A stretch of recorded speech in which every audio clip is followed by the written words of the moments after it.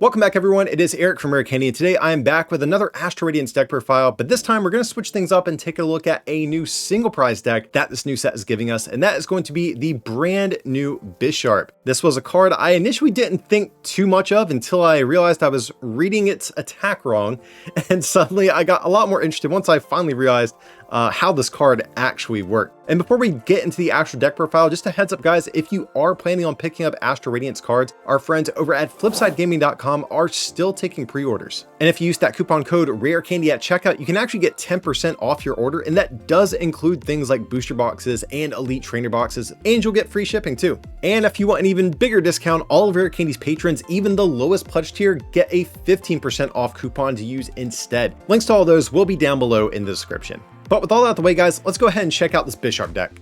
Up first, we have 4 copies of Pawniard, of course, because we do need to evolve into our Bisharps. But I will point out, I am currently choosing to play the newest one just because it has this attack for a metal energy does 30 and does 10 damage to itself. I will point out there is another Pawniard in the format that has 70 HP, which definitely could be nice, but this attack has kind of set up the math for Bisharp to clean up knockouts with from time to time. So right now, I like the little bit of extra aggression that this Pawniard does afford you. But of course, the main Pokemon here is going to be the new Bisharp from Astral Radiance, and we're only playing 3 copies of this card, which might look a little bit weird, but I promise it'll make more sense as we get deeper in this video. But the thing that makes Bisharp such an interesting stage 1 Pokemon, it has this attack just for a single metal energy, does 30 plus 30 more for each damage counter on your bench Pawniard. So normally this would kind of be an annoying requirement to fulfill, but thanks to a new stadium card that Astral Radiance is giving us, we can get 2 damage on Pawniards whenever we bench them, meaning that if we have 4 in play, we're going to be able to hit for 270 damage. And that's before factoring in things like Choice Belt as well. But of course, the big issue here is that you have to evolve into a Bisharp, which takes away potentially 60 damage to work with. So how are we going to get around that? That's going to be with the help of Zoroark back from Evolving Skies. So of course we have 3 Zorua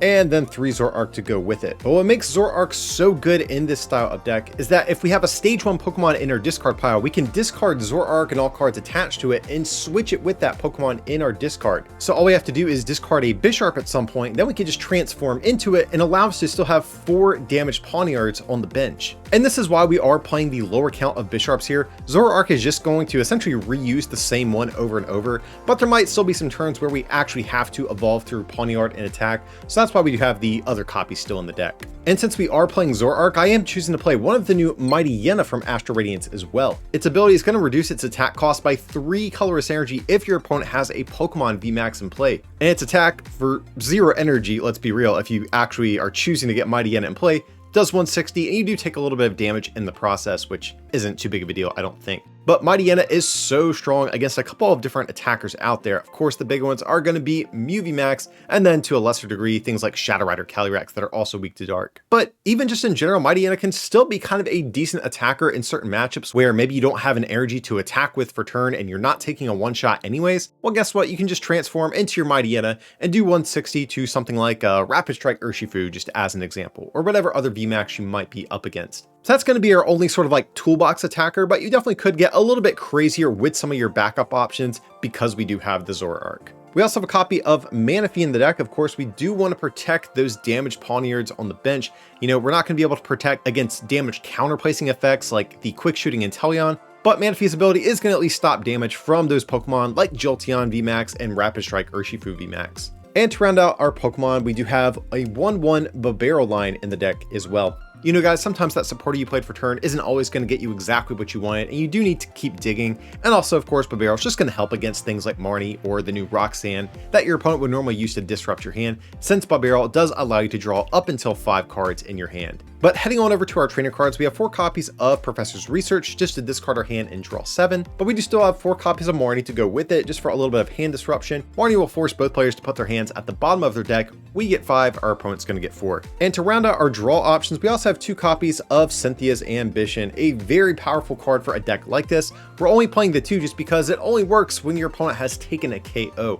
But if your opponent has knocked out something, you get to draw until you have 8. Otherwise, you just draw until you have 5. And the only other supporter we're playing is just going to be 2 copies of Boss's Orders just to choose what we want to attack into. And for our stadium card, we're playing 4 copies of Gapejaw Bog. This is going to be that new stadium card I mentioned. And whenever a player benches a Pokemon from their hand, that Pokemon takes 2 damage counters. So of course, this is going to be the way we are trying to damage our Pawniards throughout the course of a game. And also too, it's just nice because you can sometimes get some chip damage in on your opponent's Pokemon as well. Heading into our item cards, we have 4 copies of Quick Ball, as well as 4 copies of Level Ball. These are going to be the main ways we're going to find our basic Pokemon. Of course, Quick Ball, we do have to discard a card.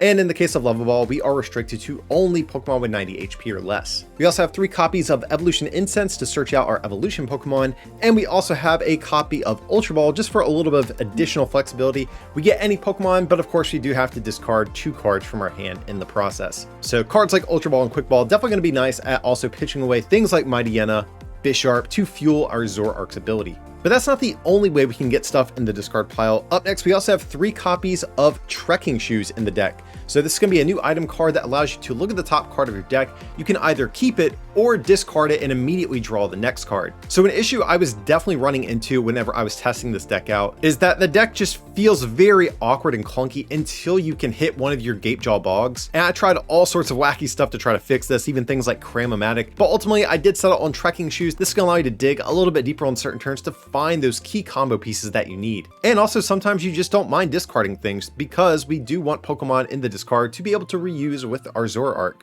We also have 3 copies of Choice Belt in the deck. Very important card. This is going to allow us to basically one-shot any Pokemon V-Star running around. Because if we've used Zoroark to transform into a Bisharp and have 4 damaged Pawniards in play, that's going to be 270 damage, which definitely can knock out some things like the new Hisuian Lilligant or Darkrai V-Star, but we are going to be a little bit shy of taking those one-hit KOs on Pokemon like Arceus and Origin Palkia that will be running around after the set drops. Another new card we have coming out in Astral Radiance is going to be 1 copy of Hisuian Heavy Ball. We get to look at our prize cards, and if we have a basic Pokemon there, we can take that Pokemon and shuffle Hisuian Heavy Ball back into our prize cards. And this is definitely going to be big in a deck like this where prizing a Pawniard can severely limit our damage output. Now, of course, things definitely get a little bit dicey if you prize multiple Pawniard, and something like Pawniard definitely would be a little bit better in those specific instances, but I think most of the time, this being an item card that you can just easily play down is definitely going to be a little less clunky than running Pawniard in the deck.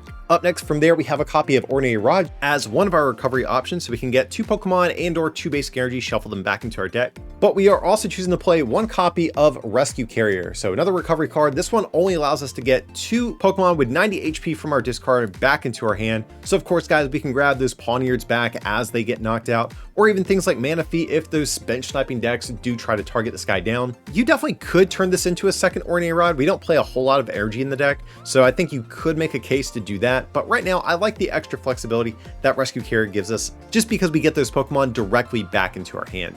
And then from there, guys, we just have 6 basic metal energies to round out the list. We don't really need much energy in this deck because we're only a single energy attacker, but I will say the low energy count is another thing that actually did convince me to run Cram-O-Matic and then eventually changing that to Trekking Shoes, just because sometimes you might whiff those energies since we don't play a whole lot of them, but we don't really need more than that. So you need additional ways at digging on your turns, and that's where cards like Trekking Shoes and the Burrell can definitely come into play.